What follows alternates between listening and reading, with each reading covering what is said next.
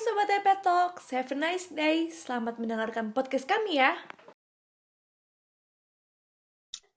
Halo Sobat EP Talks, kembali lagi dengan kami di episode 3, yaitu tips and trik masuk magang di Bank Indonesia. Nah, sekarang tuh ada narasumbernya, ada Bang Mingsen sama Kak Tessa. Sebelumnya aku memperkenalkan diri dulu. Halo semuanya, perkenalkan nama aku Alinda Marani. Halo semuanya, dan perkenalkan aku Patricia Aurel. Oke, sebelum Bang Mingsen dan Kak Tessa memperkenalkan dirinya, aku mau membacakan profil dari Bang Mingsen terlebih dahulu. Bang Mingsen, mahasiswa dari Universitas Katolik Parahyangan, jurusan Ekonomi Pembangunan. Pengalaman organisasi sebagai staf Kesma MPSEP periode 2019, sebagai Ketua Komisi Senat Mahasiswa Unpar 2020. Prestasi akademik yang dimiliki sama Bang Mingsen yaitu ada publikasi pada Jurnal Akurasi Kementerian Keuangan Republik Indonesia, ada Best Participant Economic Student of Conference 2019, selanjutnya ada Best Presenter Economic Student Conference 2021, dan ada Best Paper Economic Student Conference 2021. Selanjutnya ada pelatihan efektif problem solver dan decision making. Nah, itu kan tadi prestasi akademik yang dimiliki oleh Bang Mingsen. Selanjutnya ada prestasi non-akademik yang dimiliki oleh Bang Mingsen, yaitu penerima beasiswa prestasi akademik di Unpar dan penerima beasiswa kepemimpinan Unpar. Oke. Wah, keren banget ya Bang Mingsen. Oke, boleh halo Bang Mingsen, boleh memperkenalkan dirinya. Halo semuanya, nama aku dari angkatan 2018 Ekonomi Pembangunan. Oke, Lin, aku juga punya narasumber nih yang nggak kalah kerennya. Di sini ada Kak Tessa juga. Aku mau bacain sedikit profil dari Kak Tessa. Kak Tessa merupakan mahasiswa di Universitas Katolik Parahyangan, jurusan Ekonomi Pembangunan, memiliki pengalaman organisasi sebagai staf eksternal HMPSEP periode 2019, kemudian juga sebagai sekretaris HMPSEP 2020. Untuk prestasi akademiknya, Kak Tessa memiliki prestasi makalah terbaik pada Economic Students Conference 2020 dan penyaji makalah pada Economic Students Conference 2020. Mungkin biar lebih kenal kali ya, dan lebih akrab. Boleh dong Kak Tessa say hi. Halo semuanya, perkenalkan nama aku Teresia Verina Putri Wibowo, biasa dipanggil Tessa, dan aku dari Universitas Katolik Parahyangan angkatan 2018. Salam kenal ya semuanya, kalau ada yang baru kenal sama aku. Halo, nah selanjutnya karena udah memperkenalkan, udah saling kenal nih semuanya, aku mau nanya nih, halo apa kabar Bang Mingsen, Kak Tessa? Baik, puji Tuhan. Puji Tuhan baik. Sekarang lagi ada kesibukan apa nih? Boleh mungkin dari Bang Mingsen dulu, lanjut ke Kak Tessa. Kalau kesibukan aku lagi ada proyek kelompok, terus ada proyek juga dari riset dari BI-nya juga, terus lagi ngerjain esai dari BI gitu, ada modul gitu, terus sama paling ngerjain bikin kayak ngide-ngide itu gitu sih buat skripsi ya tesnya. Bener kan mau skripsi soalnya. Itu sih paling. Kalau aku kurang lebih sama ya kayak Mingsen, karena kegiatan kita kan sama. Kalau Mingsen tuh ada risetnya, kalau aku tuh lebih ke proyek-proyek kerja. Jadi ya bantuin mentor, bantuin para pegawai Bank Indonesia lah yang ada di satuan kerja aku gitu. Terus aku juga lagi sibuk juga ngerjain esai-esai, kerja kelompok yang ada di Bank Indonesia juga yang dikasih dari program KMBI-nya. Terus ya udah juga sama tuh skripsinya. Jadi benar-benar banyak ya harus dikerjain. Oke, tadi kan aku dengar dari Bang Misa sama Kak Tessa lagi, berarti lebih ke magangnya ya? Berarti kalau misalnya dari kuliahnya sendiri udah nggak ada atau gimana? Atau cuma skripsi aja yang lagi dijalaninnya? Mikirin skripsi aja sih buat semester depan, karena kan bakalan proposal ya Januari nanti ya. Januari atau Februari ya, belum tahu sih. Oke, berarti Bang Misa juga sama ya? Oke, boleh lanjut Kak Aurel. Nah, tadi kan Bang Misa sama Kak Tessa udah mention nih magang di BI. Boleh dong sedikit dijelaskan gitu, bagaimana sih perjalanan Bang Misa dan Kak Tessa dari awal memutuskan untuk mau magang di BI sampai sekarang gitu. Boleh dong dari Kak Tessa deh, aku mau dengar. Kalau aku nih ya, aku tuh pertama dapat kabar dari prodi bahwa ada program kampus Merdeka Bank Indonesia. Jadi sebelumnya itu aku nggak tahu kalau misalnya Unpar udah kerjasama gitu. Karena sebelumnya aku tahu udah ada KMBI, tapi aku nggak tahu kalau sudah kerjasama di semester ini di batch 3, KMBI batch 3. Nah, terus aku jadi tertarik dan apply di websitenya, di website kampus Merdeka, Kemdikbud. Nah, kemudian aku apply di website kampus Merdeka. Nah, saat apply itu masukin dokumen-dokumen yang dibutuhin, terus juga setelah apply, habis itu nunggu dari prodi juga kasih kayak formulir-formulir untuk pendaftaran, proposal, terus CV dari tempat KMBI-nya. Kita isi, terus udah kita tunggu aja gitu, deg-degan sendiri nih kita berdua nih, ngomong-ngomong sendiri nih berdua, kapan ya keterimanya, kapan pengumumannya. Terus dari Unpar juga itu cuma dapat penempatan 10 orang dari 54 orang. Nah, ya udah jadi kita tambah deg-degan, terus ternyata yang diterima di Unpar itu cuma 5 orang, dan dari jurusan ekonomi pembangunan itu ada 2, yaitu aku sama Misen. Habis itu setelah dapat hasilnya, kita nunggu nih wawancara. Ternyata wawancaranya itu nggak semua diwawancara, jadi mungkin kamu keterima, tapi belum tentu kamu tuh wawancara gitu. Nah, kalau aku tuh lewat yang jalur wawancara, jadi tergantung setiap satuan kerjanya masing-masing. Nah, kebetulan aku di satuan kerja tuh harus wawancara terlebih dahulu. Nah, sedangkan kalau Mingsen dia lewat jalur khusus ya, jadi nggak wawancara. Nah, aku dikasih tahu wawancara itu H-1 sebelum wawancara dan itu malam. Dan jadi aku tuh baru tahu kalau aku tuh ditempatin di Departemen Pengembangan UMKM dan Perlindungan Konsumen. Jadi aku baru tahu kalau misalnya nanti tuh ya paling wawancaranya tuh seputar hal itu tentang UMKM dan perlindungan konsumen. Jadi ya baru nyiapinnya tuh malam itu sama paginya karena sorenya udah wawancara. Kalau dari aku sih kayak gitu pengalamannya. Mungkin dari Mengsen berbeda ya pandangannya. Silakan Mengsen. Kalau dari aku tuh agak dikit beda lah. Aku tuh emang rencana semester sekarang ini yang berjalan tuh aku pengen magang. Aku daftar ke OJK. Aku coba waktu itu aku bilang ke Tes gimana kalau kita coba daftar ke OJK tes magang. Coba cari terus magang ke BI, coba cari lewat jalur konvensional biasa gitu atau lewat ke kementerian jalur biasa. Tapi waktu itu aku sempat kirim ke OJK atau ke kementerian ya nggak Kemenku nggak direspon. Terus jadi ya udahlah, aku kayak ya udahlah pasrah aja. Terus daftar ke KMBI ini. Waktu itu aku punya kegalauan kalau aku 3,5 tahun aku nggak bisa magang, tapi kalau aku 4 tahun aku bisa magang. Nah, teman-teman aku kan pada banyak yang 3,5 tahun. Terus kayak sayang juga loh kalau 3,5 tahun, kalau jadi 4 tahun.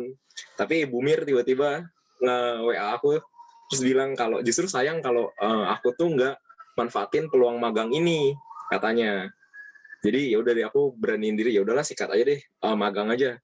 Terus masalahnya nih berjalan terus kayak Tessa tadi sampai Tessa bilang, Sen, gue dapat magang nih, gue dapat wawancara magang. Kok aku nggak di WA ya sama orangnya ya? Sumpah itu panik dong. Tessa dibilang dia bakal wawancara besok. Aku tuh nggak di WA sama sekali, bener-bener nggak di WA sama sekali. Terus itu tuh kebetulan ada magang ke BUMN kalau nggak salah, magang di BUMN lewat Unpar LPPK kalau nggak salah. Aku tuh udah nanya ke orang LPPK, kalau saya mau daftar ini tapi saya ada ke BI gimana? Kalau BI-nya keterima saya nggak bisa tolak, tapi kalau ini keterima juga saya nggak bisa nolak juga. Nah, case-nya kalau dua-duanya keterima, aku nggak bisa ngapa-ngapain. Jadi ya udah ngambil resiko lagi, ya udah deh yang di BUMN-nya aku nggak ngambil nih jadinya. Jadi yang ngambil di BI aja kan. Itu udah gamblingnya keterima atau enggaknya. Terus tiba-tiba jam 12 malam aku di WA sama orang BINS, terus tiba-tiba udah dibilang udah dinyatakan diterima. Terus udah jam 12 malam di hari aku nolak magang ke BUMN itu. Ya kayak udah pendaftaran penutupannya aku udah kayak oh gila, jadi udahlah daftar magang semuanya. Aku udah pernah beberapa daftar magang lagi ke selain BI juga nggak diterima, tapi puji Tuhan first magangnya di BI sama kayak Tessa. Gitu sih ceritanya. Jadi barengan lagi ya akhirnya. Tapi tadi Bang Vincent kan sempat mention, padahal Bang Vincent ini kan berpotensi gitu ya, maksudnya bisa lulus 3,5, ngelihat teman-teman juga ternyata udah banyak nih yang lulus 3,5. Apa sih yang akhirnya Bang Vincent mikir kalau misalkan, oh iya aku magang di BI ini worth it kok buat aku bisa 4 tahun gitu. Karena kan sekarang magang di BI kan berarti lama kuliahnya jadi lebih lama gitu, harus 4 tahun. Apa sih faktor apa gitu atau alasan apa sih yang Bang Vincent pertimbangkan pada waktu itu? Nah, menarik nih. Ini mungkin jadi pertanyaan yang kayak agak simpel, kedengarannya cuma jawaban menurut aku, pengalaman aku pribadi nggak simpel ya. Aku sama Tessa sama, bisa 3,5, potensi 3,5, udah proposal skripsi, udah tinggal skripsi aja gitu pokoknya semester ini. Tapi aku tuh pertimbangin kalau aku lulus, terus aku kerja, ya puji Tuhan mungkin bisa keterima kerja juga bagus ya.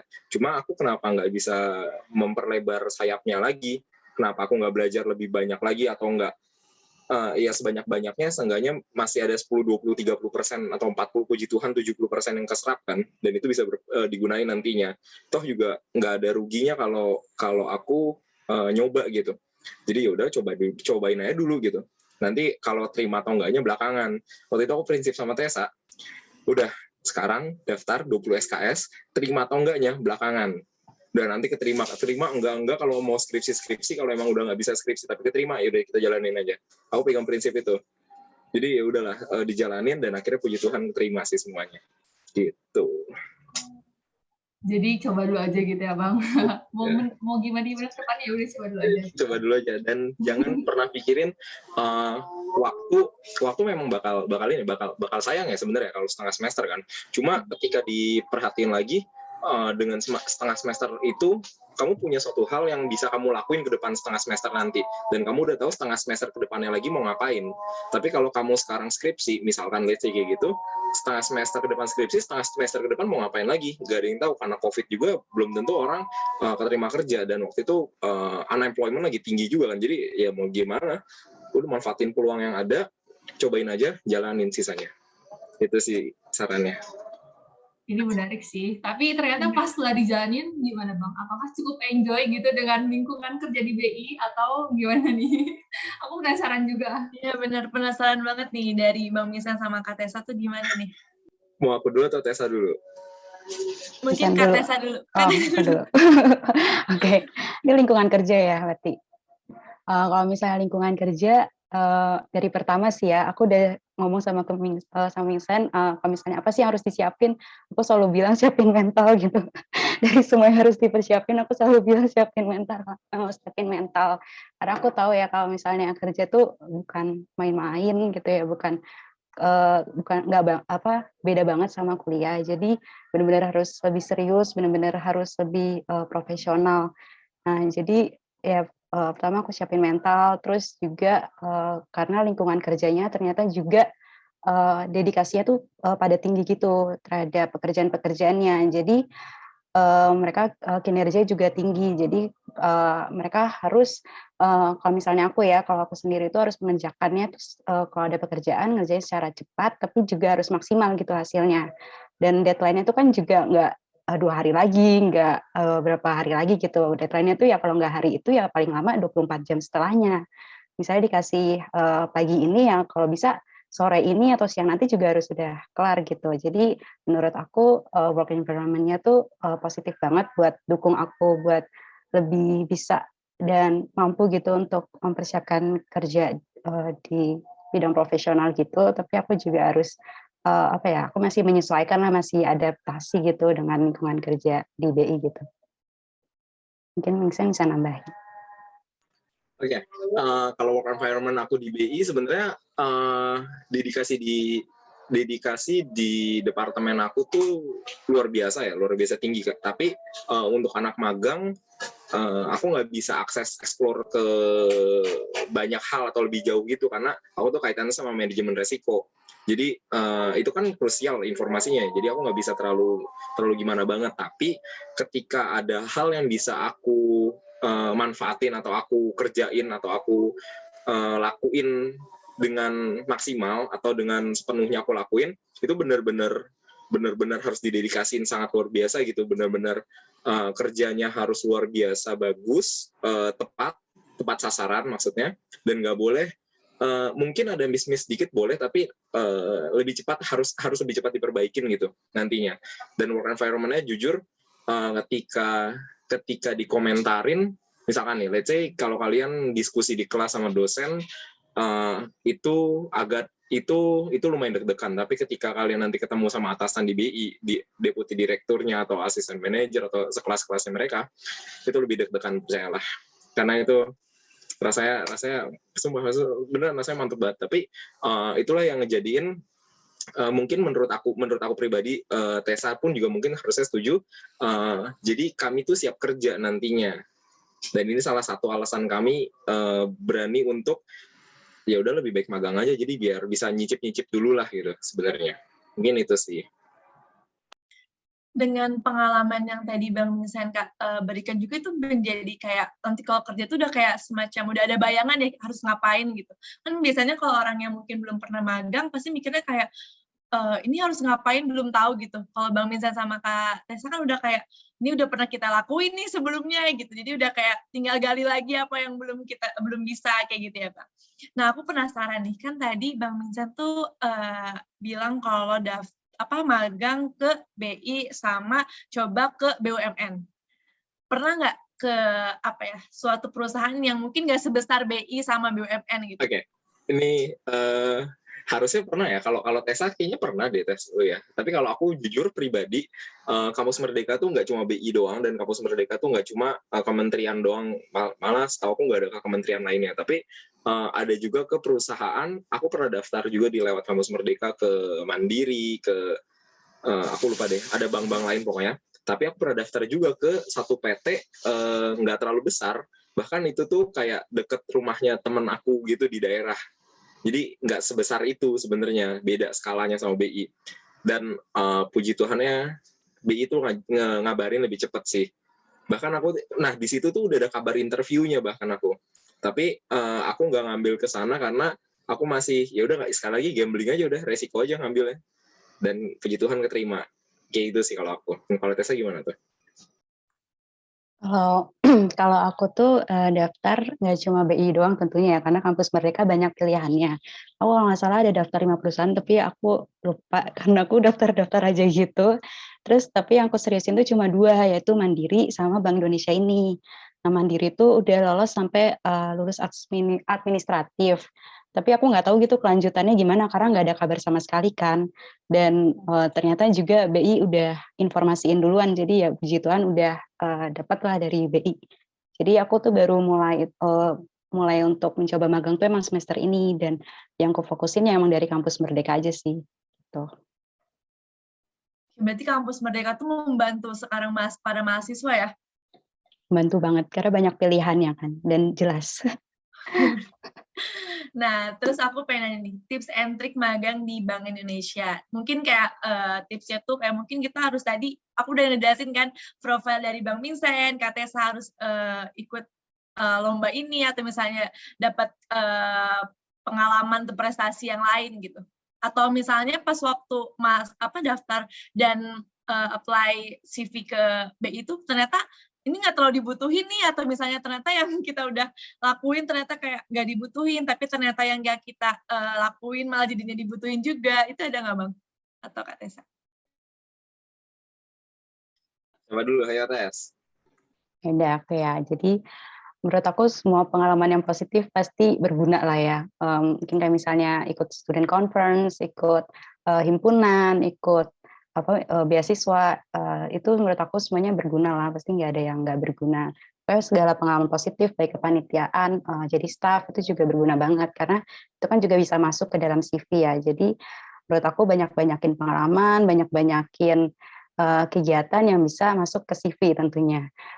Terus juga inisiatif aku selain itu juga harus bisa belajar untuk jadi pribadi yang inisiatif, karena kita kan lagi online nih, jadi kita nggak ketemu langsung nih sama orang-orang, jadi kita harus inisiatif sendiri biar mungkin kayak misalnya mentor aku atau pegawai BI yang lainnya tuh nggak lupa gitu kalau ada aku, karena kan kita juga belum pernah ketemu ya, jadi harus inisiatif gitu kalau nanya ada kerjaan, harus inisiatif juga kalau misalnya ada kesulitan-kesulitan, karena kan kita juga nggak tahu sebenarnya kondisi kerja di offline di kantor itu gimana, jadi kita harus banyak nanya, kita kalau ada pekerjaan kita minta saran, baiknya gimana, terus kalau misalnya udah selesai pekerjaan juga kita minta feedback-nya, biar kita tuh juga terus berkembang gitu, kalau misalnya ada yang salah juga kita bisa langsung perbaikin gitu. Jadi kita minta arahan-arahan lah biar kita juga bisa membangun diri kita lebih baik lagi. Segitu kalau dari aku. Silakan Sen mau nambahin. Oke. Kalau dari aku tuh selalu penasaran sama hal baru sebenarnya. Jadi aku selalu nyobain relatif lebih nyobain hal baru. Contohnya tuh ada matkul-matkul yang mungkin kalau anak-anak EP nggak suka, aku cobain ya udahlah sikat dulu aja lah gitu. Cobain aja dulu kayak gitu-gitu, dan itu beneran itu kepake banget di BI justru.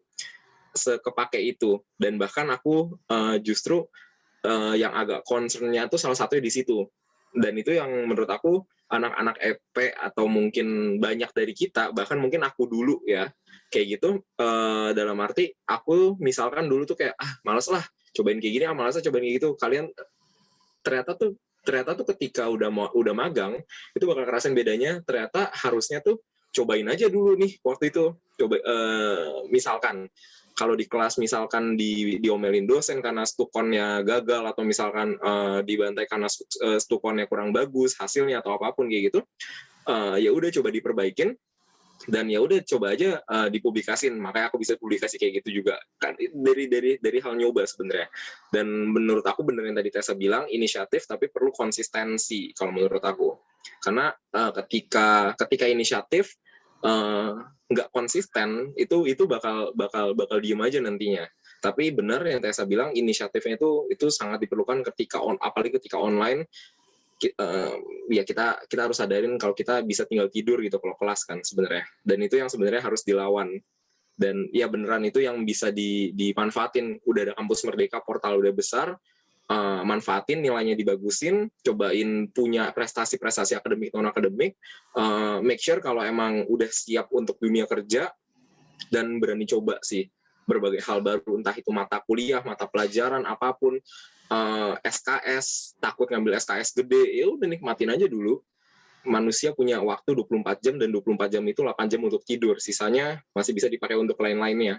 Ya, nah itu yang sebenarnya kita tuh punya waktu yang cukup sebenarnya, tapi asalkan pemanfaatannya aja yang dialokasin dengan benar. Makanya nanti waktu magang, salah satu lagi, yang tadi dedikasi tinggi itu, work environment itu juga, BI itu high performance organization kalau nggak salah dibilang ya, dan bener-bener high. Jadi buat magang di BI mungkin awalnya atau kelihatannya mudah gitu, kayak 9 to 5 atau 8 to 5 kayak gitu, tapi nyatanya banyak hal yang harus didedikasi lebih tinggi lagi, jauh lebih tinggi lagi. Dan makanya berani coba, terus tepat sasaran, inisiatif, dan semua itu mungkin skill set atau kemampuan, entah apapun itu, name it, tapi itu yang harus diterapin mulai dari mungkin maba, atau mungkin ya kalau maba masih semester 1 masih bercanda-bercanda, ya semester 2 semester 3 lah mulai nerapin kayak gitu. Gitu sih kalau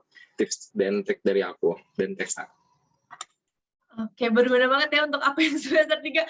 Mendengar tadi Bang Vincent, masih banyak waktu kok untuk tidur, untuk mengerjakan sesuatu, kayak iya bener juga ya, nanti apalagi lagi online kayak gini, berusaha untuk aktif juga sama dosen, kayak soalnya rata-rata nih ya Bang yang aku alami sekarang gitu, dengan adanya aku belum pernah sama sekali ke kampus, belum kenal lingkungannya kampus itu, jadi kayak kita merasa nyaman aja gitu online kayak gini gitu. Terus kayak bisa meninggalkan kelas dengan kayak bilangnya apa taunya kenapa gitu. Jadi kan itu harus dilawan banget kan ya Bang.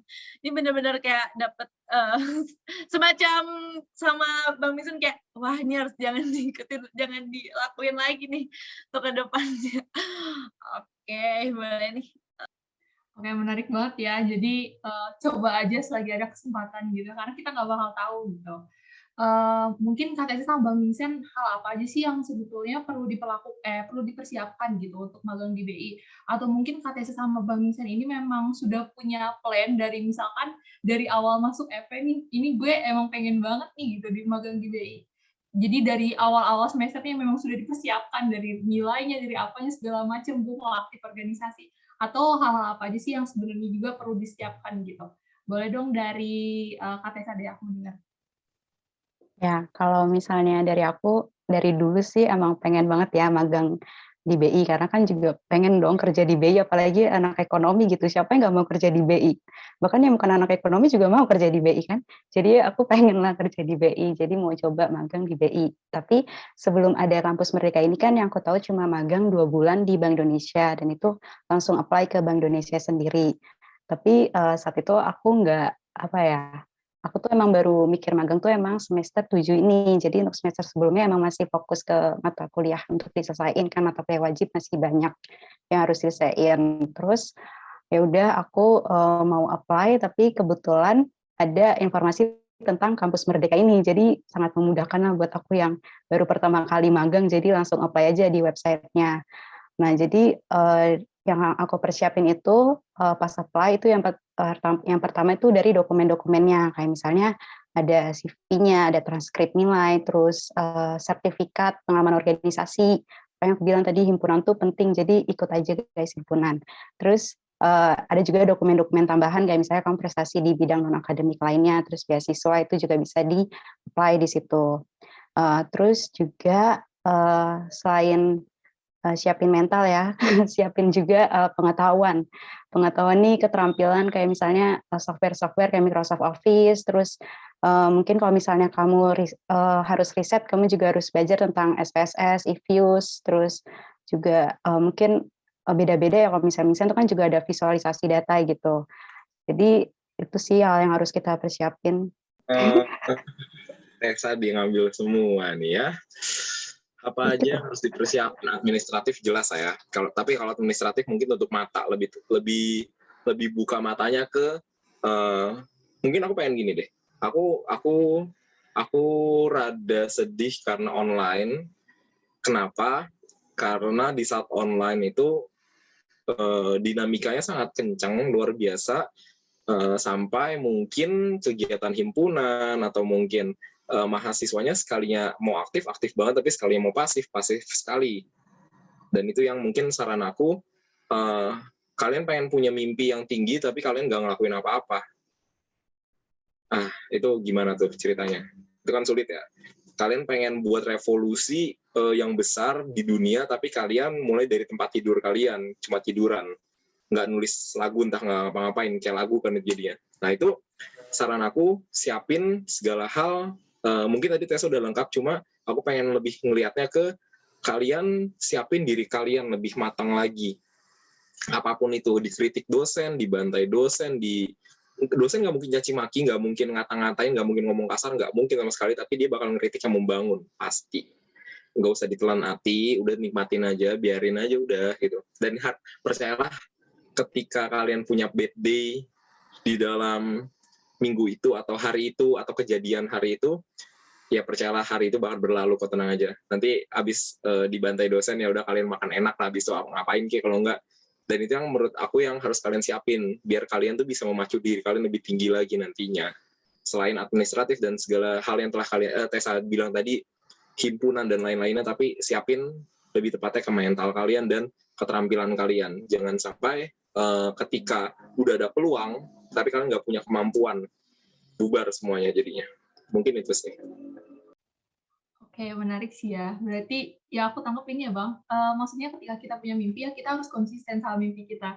Cuman yang sekarang jadi masalah dari kebanyakan kita ini, kita nggak konsisten sama mimpi kita. Jadi kita tahu nih, oh ternyata mimpi kita emang tinggi banget, tapi ya udahlah, toh masih jauh, toh masih lama gitu. Kita terlalu berleha-leha. Nah, aku pengen tahu nih, Bang Wizi sama Kak Tessa, pernah nggak sih maksudnya ngerasain hal itu? Terus cara mengatasi hal-hal kayak gitu tuh gimana?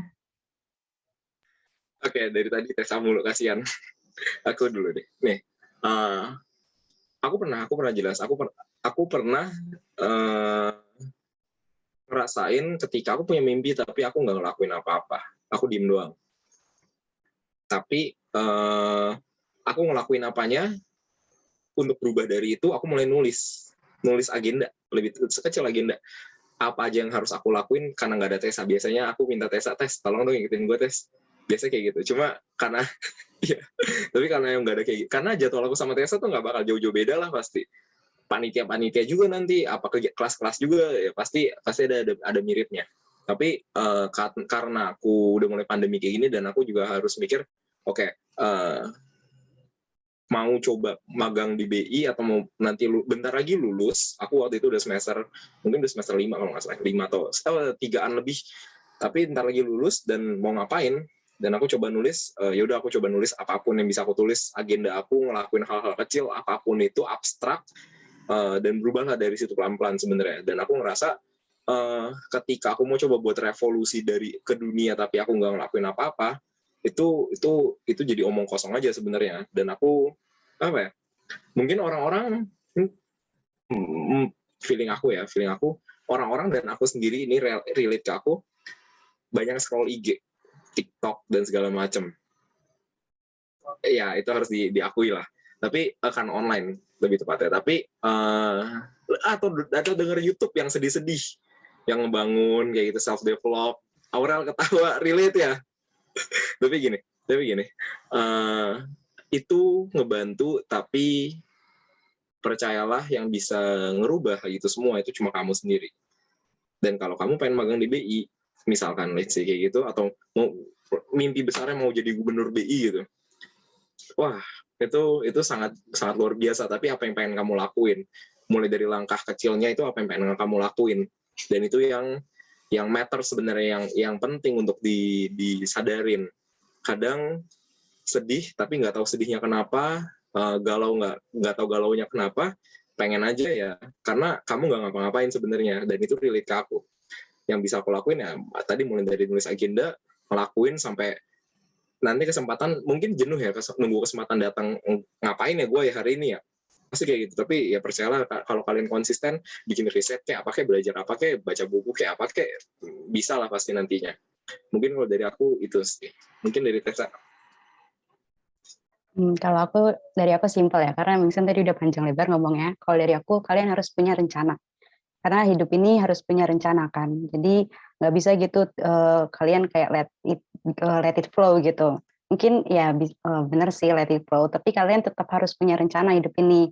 Kayak misalnya semester ini gue magang, semester depan gue ngapain ya, semester depan lagi gue ngapain ya, atau kalau misalnya kalian udah kerja, abis itu kalau misalnya kalian udah kerja harus nambah skill apa lagi ya, apakah harus S2 lagi semester depan atau tahun depan atau gimana. Jadi hidup ini tuh harus ada rencana, baik itu 6 bulan lagi, seminggu lagi, atau 5 hari lagi. Itu kayak kalian harus udah punya rencana lah, kayak misalnya hari ini kita ngapain aja, besok ngapain aja. Jadi mau kalian itu tertanam dalam otak atau kalian tulis kayak Mingsen tadi, itu tetap aja kalian harus punya rencana dalam hidup ini.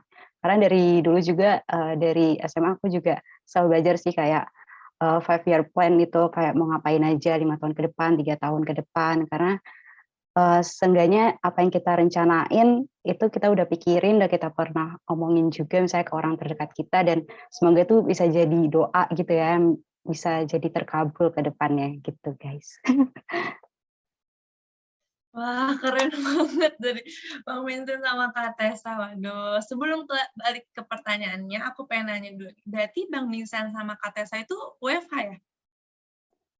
Ya, jadi kalau sebenarnya kita bisa WFO sih, tapi kayaknya nggak tahu juga sih, kita belum dapat panggilan buat kerja. Tapi aku pernah ditawarin sih, tapi belum tahu sih ini mau kerjanya di WFO kapan. Karena harus PCR juga kan, dan harus menyesuaikan jadwal dari mentor kalau aku. Oke, jadi kalau misalnya kayak WFH gitu kan magang nih, pasti bingung kan apa yang mau dilakuin nih. Itu tuh ada kayak semacam mentornya yang memberikan apa ya, kayak harus kayak ngerjain ini gitu. Atau misalnya emang dari keaktifan Bang Vincent sama Kak Tessa nanya ke mentornya, itu gimana? Itu pasti bingung banget kan kalau misalnya lagi WFO, mungkin kita bisa langsung nanya ke sebelah gitu, ini gimana ya, ngapain ya, kalau lagi WFH itu gimana ya? Aku dulu kali ya, aku simpel kok. Aku tiap pagi pasti nanya ke mentor, ada pekerjaan atau enggak hari ini, ada pekerjaan enggak. Kadang aku pernah lupa, bukan lupa sih, karena aku tahu kayak misalnya mentorku nggak ngabarin gitu dan aku iseng aja nggak ngabarin juga.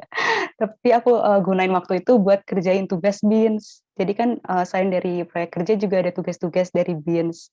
Nah jadi aku juga hari itu kerjain dari BINS karena nyuri waktu aja gitu. Tapi besoknya aku langsung disuruh buat apa untuk apa nanya lagi gitu setiap harinya. Langsung kayak dikasih tahu kayak mentor aku juga minta maaf karena lupa gitu buat hubungin aku, tapi aku juga minta maaf karena aku nggak mau hubungin juga. Jadi ya harus inisiatif sih setiap pagi untuk nanya kerjaan ada atau enggak gitu. Pasti ada sih. Silakan Nah, Vincent. kalau dari aku tuh mungkin sebelum masuk gini, aku pengen ngasih tahu kalau dari BI itu kami magang itu nggak cuma ngerjain kerjaan magang sebenarnya, tapi kami itu juga ada cognitive task. Itu belajar modul-modul kebank sentralan, entah SPPUR, makroprudensial, moneter, ekonomi digital, banyak banget modul-modulnya yang bisa dipelajarin dan sebanyak itu, benar-benar banyak dan harus dipelajarin karena itu bakal diuji dan ada ujiannya juga. Jadi bye-bye kalau kalian nggak belajar. Ditambah kalian punya, kalau Tessa tadi project, aku punya riset. Dan ada juga tadi kalau Tessa tuh banyak-banyak FGD rapat. Aku juga ada rapat mingguan gitu sama ada FGD tentang risiko-risiko gitulah. Tapi intinya dinamikanya tuh luar biasa kencang. Makanya tadi aku bilang high performance organization. Tapi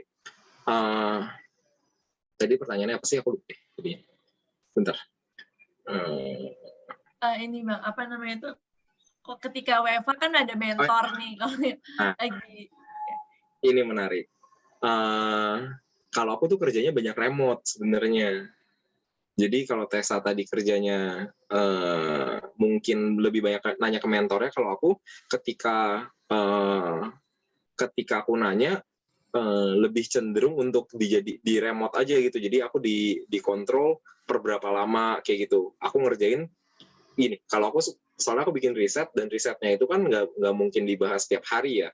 Jadi kayak kalian belajar kan nggak mungkin belajar setiap hari selama 6 bulan gitu. Jadi aku lebih baik di remote-nya progress report, entah apa bikin kayak gitu-gitunya, terus ngerjain dari BINS, terus ada ikut rapat juga, FGD juga. Jadi lebih banyak kayak gitu sih. Terus ikut webinar kayak gitu-gitu. Dan menariknya kalau di aku tuh ketika progress report itu benar-benar panjang, lama, FGD juga panjang dan lama. Jadi ya dinamika di departemen aku tuh agak beda gitu sama Tessa jadinya.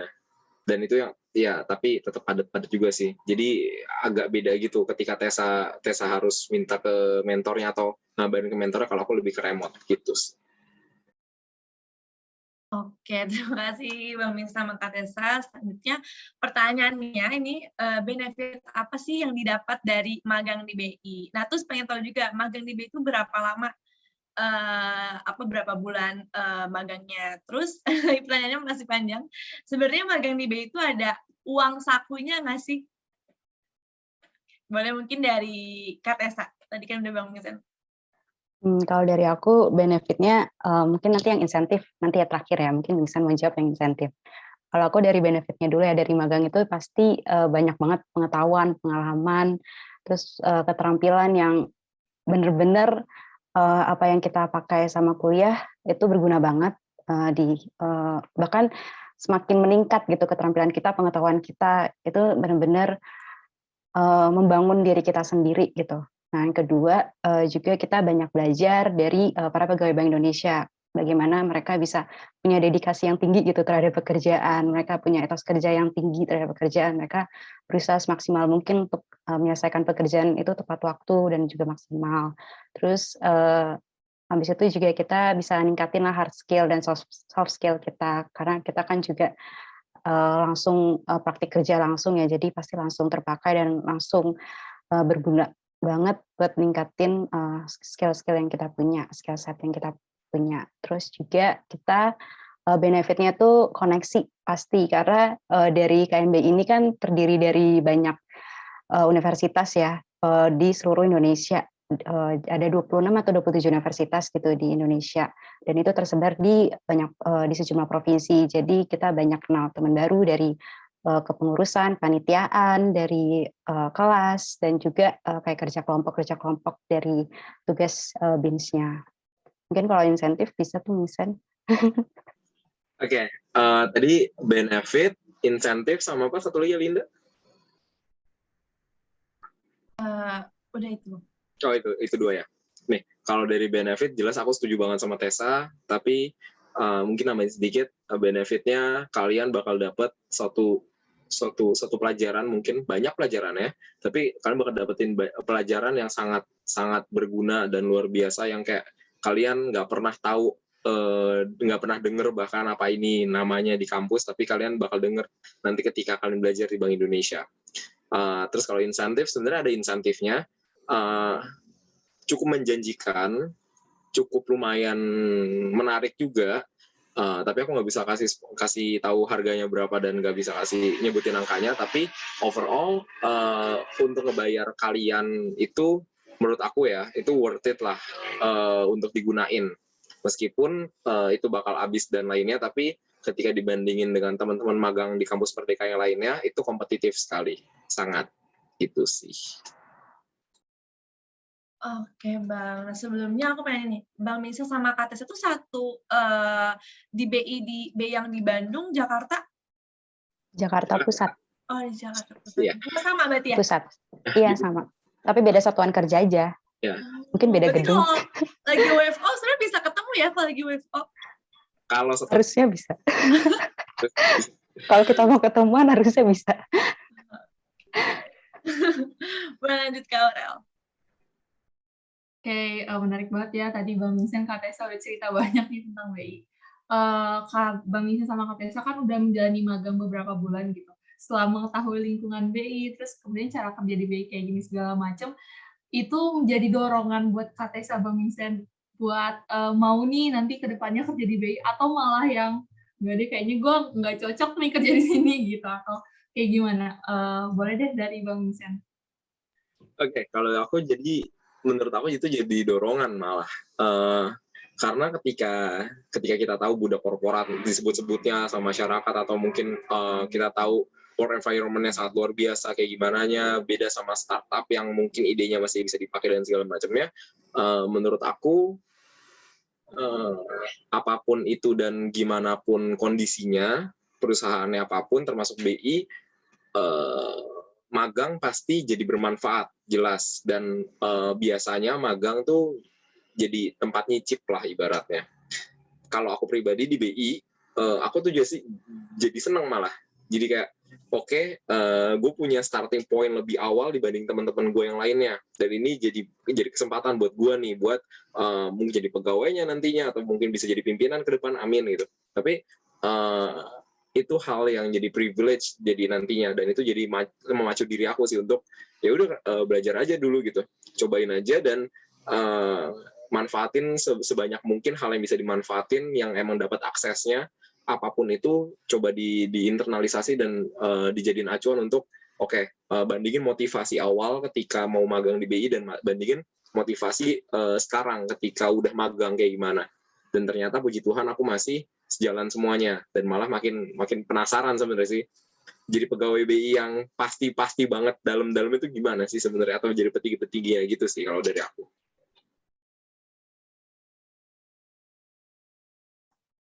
Oke ya, kalau aku sama kayak Mingsan sih, emang sama. Aku juga pengen lanjutin kerja di BI karena udah tahu kan kayak sejumlah value yang bisa diambil, dan itu juga banyak value yang bisa diambil. Jadi penasaran pas jadi karyawannya atau PCPM yang bisa dibilang ya. PCPM di BI itu pasti banyak banget value yang bisa diambil. Terus juga kalau di BI kan reputasinya bagus banget ya, kalau orang-orang nanya kerja di mana, kerja di BI gitu kan, itu berarti udah kayak wow banget gitu. Nah, jadi mungkin bisa dibilang kayak masa depannya terjamin lah, karena jangka kerja waktunya kan panjang, terus juga base salary-nya juga udah tinggi kan, apalagi nanti kalau misalnya udah lama gitu. Jadi itu sih, ketiga hal itu jadi value, terus jangka waktu kerjanya terjamin karena kontrak kerja yang panjang, kontrak kerja bahkan bisa sampai pensiun kan. Terus juga gajinya sangat luar biasa guys. Walaupun kerjanya juga pasti sangat luar biasa juga. Luar biasa ya Kak. Jadi privilege yang ada bisa magang di BI ini jadi dorongan gitu ya, buat nanti ke depannya pengen juga gitu kan di BI. Bukan malah mematahkan semangat untuk Oke, boleh deh dilanjut sama Alin. Oke, nyambung lagi dari pertanyaan yang tadi, aku pengen nanya, kalau misalnya udah magang di BI itu bisa langsung kerja di BI atau harus kayak kita apply lagi? Apakah ada kesempatan yang seperti itu atau gimana, Bang? Ini kayak keterlaluan deh saya kalau bisa dapet jalan langsung sih puji Tuhan, cuma kayaknya agak keterlaluan kali ya. Karena seadil itu sebenarnya, seadil itu. Kami udah di warning, bahkan KMBI batch 3 ini udah di warning juga, mau sehebat apapun kami juga harus tetap ikut segala macam tes yang harus diikutin sama pegawai BI. Jadi nggak ada privilege sama sekali. Bahkan belakangan ini kan baru buka pendaftaran ke BI kan buat pegawai, dan kami nggak ada privilege sama sekali ya. Kami harus ikut jalur itu gitu. Itu sih kalau yang setahu aku, dan nggak ada sama sekali. Mungkin gini, kalau lanjut magang dari batch 2 ke batch 3 atau batch 3 ke batch 4 ada, karena itu pilihan waktu di awal banget gitu. Kalian bisa milih 1 atau 2 semester. Tapi itu bukan privilege bahkan sebenarnya. Nah, kalau kerja jelas enggak, tapi kalian punya suatu poin lebih berupa pelajaran itu sih. Dan kayak motivasi, kalian udah curi-curi duluan nih starting point-nya, udah ngerasain kerja di BI gimana sih rasanya, pelajarannya apa aja sih gitu sih kalau dari aku privilege-nya ya.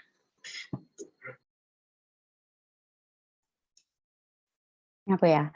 Jadi kalau misalnya menurut aku tuh pasti bakal jadi bahan pertimbangan, karena kalau misalnya kita bagus, kalau misalnya kita punya kinerja yang maksimal, yang memuaskan gitu, pasti bisa dikenal sama mentornya, bisa dikenal sama mentor kita yang ada di BI atau para pegawai Bank Indonesia yang lain. Jadi itu mungkin bisa jadi bahan pertimbangan kayak, oh ini dia bagus nih, jadi bisa direkrut gitu. Tapi ya tetap kita sesuai dengan langkah-langkah yang sudah disesuaikan gitu, yang sudah ditetapkan oleh Bank Indonesia lewat jalur PCPM, lewat jalur yang lainnya gitu. Jadi tetap sesuai dengan sesuai dengan yang sudah ditetapkan oleh Bank Indonesia saja sih.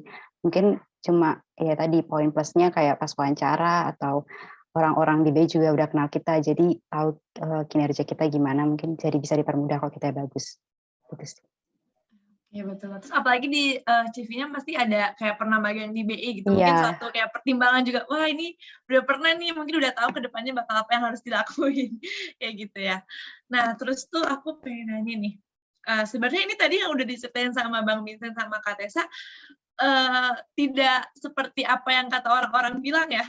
Tapi nggak tahu juga sebenarnya kalau misalnya magang itu, menjadi anak magang itu, apakah benar menjadi suruhan-suruhan dari staf-staf BI, atau misalnya cuma jadi kayak gabut gitu kerjaannya. Tapi pas tadi Kak Tessa sama Bang Vincent cerita tuh kayak, wah ini nggak ada nih yang obrolan-obrolan yang banyak orang bilang gitu, kayak jadi anak magang tuh cuman disuruh-suruh doang nih sama karyawannya, kayak gitu. Nggak ada ya?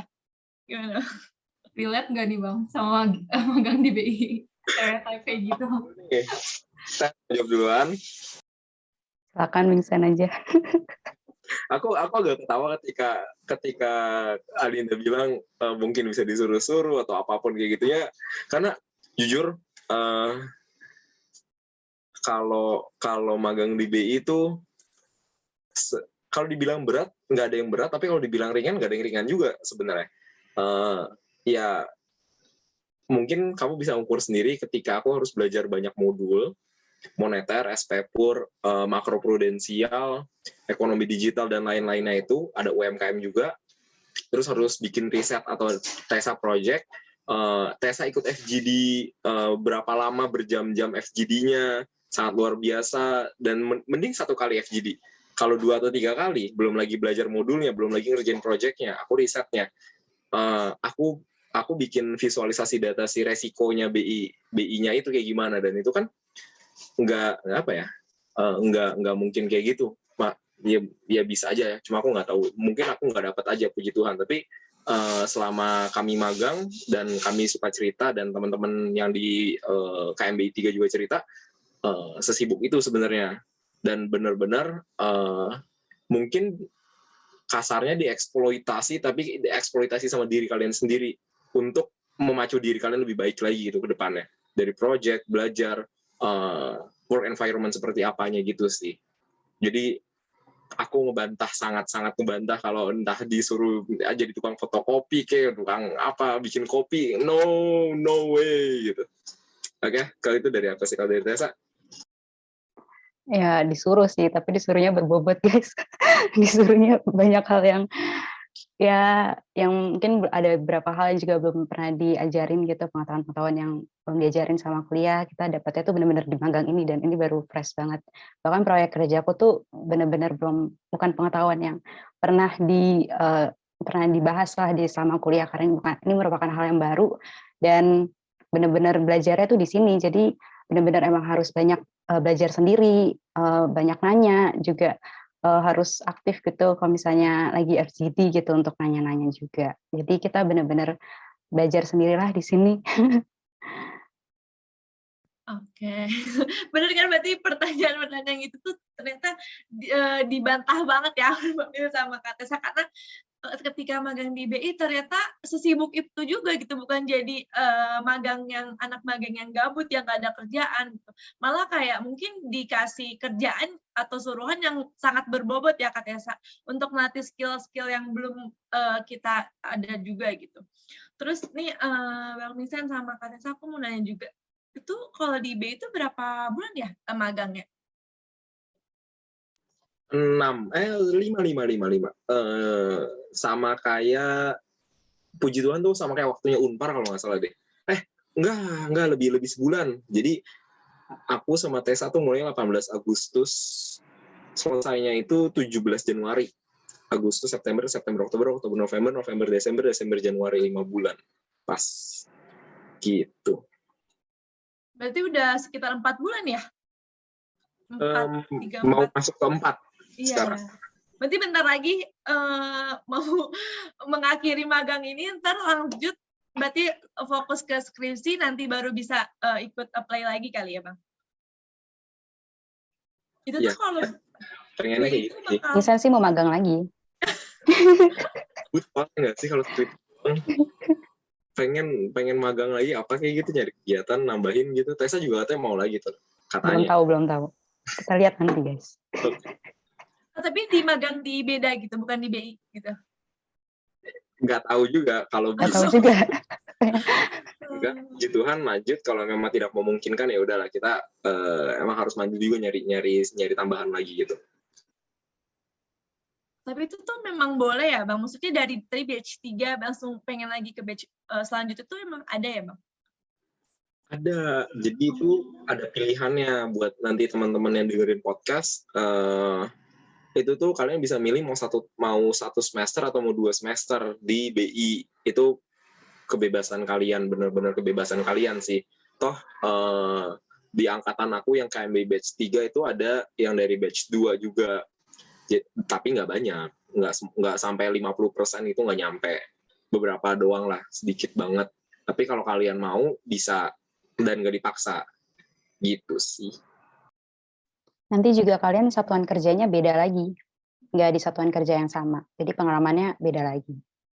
Jadi sebenarnya sama yang baru masuk di batch 3 pasti lebih tinggi lagi kali ya, yang udah pernah mengikuti di batch 2. Oke, menarik, sangat menarik nih. Oke, sekarang ada pertanyaan yang terakhir.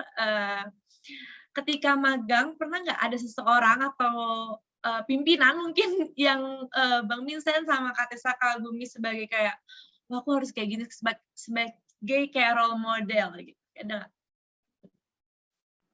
Tessa atau aku dulu? Vincent. Gue ini Tess. Gubernur BI kan Vincent. Ya, cuma gini. Karena terakhir kan, aku tuh kagum sama Pak Gubernur. Jujur, aku kagum sama Pak Gubernurnya. Karena waktu itu kan aku ikut acara Pak Gubernur gitu kan, aku ikut acara Pak Gubernur mengajar di Undip atau di UGM, aku lupa. Tapi aku tuh baru tahu ternyata Pak Gubernur itu dari anak seorang petani awalnya. Yes, dari anak seorang petani, dan dia bisa jadi aku lupa deh, dia perwakilan se-ASEAN atau apa dari IMF gitu. Terus dia bisa jadi ya beliau background-nya bukan ekonomi pembangunan, tapi beliau bisa jadi seorang gubernur Bank Indonesia. Dan menurut aku itu sangat luar biasa banget ketika beliau tuh dari anak seorang petani bisa jadi gubernur Bank Indonesia. Kapan lagi ketika waktu dia bocah, dia main, nggak tahu nih duitnya siapa nih, ada tanda tangan, terus dia tanda tanganin. Sesimpel itu sebenarnya. Dan iya, dia kan tanda tanganin duitnya gitu kan sekarang, gubernur Bank Indonesia. Dan itu suatu hal yang memotivasi aku sendiri sih sebenarnya. Meskipun bagaimanapun latar belakang politik dan segala macamnya, cuma menurut aku suatu hal yang harus kita semua tanemin, kita semua punya privilege berupa keluarga yang luar biasa. Tapi ketika kita berkaca pada Pak Gubernur, dia lebih luar biasa sebenarnya, sangat luar biasa. Dan kenapa Pak Gubernur bisa sampai seperti Pak Gubernur yang sekarang, dan kita cuma bisa sampai kita yang nanti seperti itu nanti, atau kita yang sekarang lah, let's say kayak gitu. Jadi aku kagum banget sih sama dia, dan aku pengen nambahin sedikit, bukan cuma Pak Gubernur sebenarnya, cuma banyak pegawai BI apapun jenjangnya itu, dan beberapa yang aku nggak bisa sebutin identitasnya, tapi kurang lebih punya cerita yang relate sama Pak Gubernur. Sangat luar biasa ketika dari starting from zero to hero, bener-bener the real hero gitu. Dan itu yang jadi motivasi aku sih, bener-bener ketika online ini, aku tadi yang mungkin Aurel nanya di awal-awal, pernah nggak sih relate dengan mau ngelakuin sesuatu atau pengen sesuatu tapi nggak ngelakuin apa-apa? Pernah. Dan aku di BI ini salah satunya juga sempat sadar kalau oke, ternyata ada yang lebih gila lagi, luar biasa lagi. Mereka nggak punya pandemi, mereka nggak punya kasus pandemi sama sekali, tapi mereka punya suatu hal yang mungkin mereka nggak bisa solve dengan diri mereka sendiri. Kita secara massa kolektif bisa solve pandemi ini. Toh kita bisa ngeliat kasus pandemi. Mungkin Pak Gubernur atau teman-teman yang kurang beruntung waktu itu juga nggak tahu mau ngapain ya, tapi satu hal yang Pak Gubernur waktu itu tanemin, ternyata coba aja, belajar aja udah, dan nggak salah untuk mencoba ternyata. Dan ternyata kan buktinya Pak Gubernur bisa sampai Pak Gubernur yang sekarang ya. Dan itu yang aku tanemin jadi motivasi aku sih. Kenapa kalau Pak Gubernur bisa dan aku nggak bisa? Bukan berarti melangkahi atau menyombongkan diri, tapi aku pengen itu jadi motivasi dan jadi role model seperti tadi pertanyaannya. Mungkin itu sih kalau aku. Nesa, silakan. Kalau aku mungkin dari pimpinan juga ya. Pimpinan itu juga termasuk Pak Peri sendiri. Karena aku juga pernah ikut webinar kayak misalnya di Cafe Gama gitu kan, sering banget. Dia juga aktif banget di Cafe Gama karena dia juga ketuanya, tapi dia juga sambil dengerin tuh sambil kerja gitu. Jadi udah terlihat kan dedikasinya seperti apa gitu dalam pekerjaan. Selain itu aku juga dedikasi kagum gitu sama dedikasi orang-orang yang ada di satuan kerja aku, karena ya belajar aja dari orang-orang terdekat gitu. Kayak misalnya mentor aku, dia juga selain kerja dia juga lagi ambil kuliah gitu kan. Jadi aku semakin terpacu gitu, karena kan aku juga sambil magang, tapi masih magang gitu, terus juga sambil kuliah gitu. Jadi harus benar-benar semangat juga lah, karena semester depan juga udah skripsi. Terus juga aku kagum sama para pegawai Bank Indonesia yang ada di satuan kerjaku, karena mereka benar-benar bahkan kerjanya nggak 9 to 5 lagi gitu. Tapi mereka tetap semangat gitu untuk mengerjakan semuanya gitu, sampai semuanya benar-benar selesai dan dapat hasil yang terbaik gitu. Keren banget, benar-benar cerita-cerita dari Bang Mingsen sama Kak Tessa. Tapi aku pengen nanya satu kali lagi aja nih, terakhir, sebenarnya ini out of topic sih Bang Kak. Jadi aku pengen nanya, tadi karena Bang Mingsen selalu menyebut nama Kak Tessa, setiap di obrolannya kayak, aku dibikinin agenda sama Kak Tessa, bareng-bareng sama Kak Tessa, gitu. Itu tuh, pertemanan itu sengaruh itu nggak sih, Bang? Atau misalnya kayak, ya udah kita temenan tuh sama siapa aja. Oke, ini agak sensitif pertanyaan, cuma aku jawab dengan jujur ya. aku tuh beda sama anak-anak EP yang mungkin gaul awal-awalnya. Aku tuh nggak tahu anak-anak EP waktu angkatan aku awal siapa ya. Jadi ya udah aku kayak ansos aja gitu. Dan Tessa tuh salah satu teman pertama aku. Malah kalau nggak salah teman pertama aku di EP. Ada teman aku pertama juga, cuma aku nggak tahu kalau di EP dan aku nggak ketemu dia. Kebetulan waktu itu aku ada kegiatan offline gitu di kampus, sebelahku Tessa. Jadi ngobrol lah deket, dan kosan aku sama Tessa ternyata dekat juga. Jadi gampang lah untuk koordinasi sama Tessa, dan kebetulan waktu itu ada kegiatan malam EP, aku sama Tessa juga berkolaborasi di kegiatan itu. Jadi benar-benar intensitas untuk ketemunya banyak, dan sebenarnya kalau mau mengagumi, aku juga mengagumi Tessa. Aku biarin lah tinggi-tinggiin Tessa lah. Tapi Tessa, aku tuh waktu itu bingung kajian mau apa, dan Tessa tuh udah netepin, oke, fix, gue kajiannya ini, oke. Aku masih bingung, dan aku ya udahlah sikat aja dulu. Dan salah satunya magang di BI, aku bisa magang di BI ngambil resiko yang BUMN dan lainnya itu karena ya udah sikat aja lulusan gitu. Dan itu salah satunya. Dan menurut aku jelas pertemanan itu pengaruh jelas sekali, tapi bukan berarti kalian harus milih-milih pertemanannya. Bukan berarti kalian harus benar-benar demikian selektif ya. No, nggak demikian selektif. Kalian boleh selektif pada beberapa hal, tapi kalian juga kalau bisa nggak cuma take it, tapi kalian juga bisa give it ke orang lain. Kalian nggak cuma, kayak aku nggak cuma misalkan Tessa bikinin jadwal dan lain-lainnya atau nyatetin jadwal aku, tapi itu juga aku gunain untuk kegiatan malam EP aku gitu. Dan itu semuanya sebenarnya sesimpel ketika kamu punya ilmu yang baru, kamu kasih ke orang lain, ketika orang lain itu nggak tahu. Tapi ketika emang orang lain itu udah keterlaluan, ya kamu nggak bisa ngapa-ngapain lagi, ya udah nggak masalah. Pokoknya selagi kamu masih bisa ngebantu dan nyobain, ya udah cobain aja gitu. Tapi kalau udah lewat limit kamu, udah nggak memungkinkan untuk kamu bantu, bukan berarti kamu pamrih atau bukan berarti kamu nggak mau ngebantu, tapi memang manusia kan punya batas ya, setiap manusia ya. Dan itu yang harus dicoba sih. Mungkin dunia kuliah banyak yang bilang buka pertemanan selebar-lebarnya, tapi ketika pertemanan selebar-lebarnya itu justru merusak kamu, buat apa kamu temenan? Mendingan kamu punya orang-orang yang nggak terlalu lebar banget, tapi nggak terlalu sedikit banget, tapi bisa support kamu. Karena ketika digambarin tadi, punya pertemanan yang lebar bisa ngerusak kamu, karena kamu nggak tahu siapa teman kamu. Tapi ketika kamu punya teman yang sedikit, kamu nggak tahu harus ngapain. Umumnya kayak gitu. Mungkin online, aku nggak tahu gimana, karena aku nggak ngerasain online di saat maba, tapi aku ngerasain offline. Ketika kamu punya teman yang sedikit, kamu nggak tahu kamu harus ngapain. Contohnya aku waktu maba. Tapi ketika kamu punya teman yang banyak, pasti kamu ngerasa kamu nggak tahu teman kamu siapa. Tipsnya gimana toh? Sebenarnya harus ngapain sih? Berarti ya kamu temenan aja sama banyak orang, bukan sok kenal, bukan sok deket, tapi ya kamu bantu selagi kamu bisa bantu. Dan itu sebenarnya esensi jadi manusia. Kamu gak bantuin orang lain, tapi ketika emang udah nggak bisa dibantu, ya udah cukup. Dan kamu harus tahu siapa teman kamu, atau siapa circle kamu, siapa yang bisa kamu ajak ketika kamu sedang down, siapa yang bisa kamu ajak ketika kamu lagi lifting up. Dan nggak boleh ngelupain teman ketika ada maunya doang.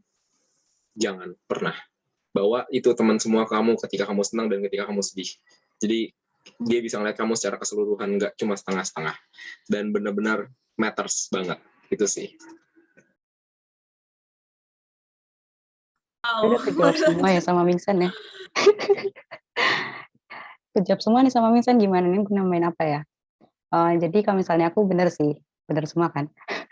Bener kalau misalnya cari temen tuh sebanyak-banyaknya, jangan selektif, karena ya teman doang gitu, kenapa harus selektif gitu.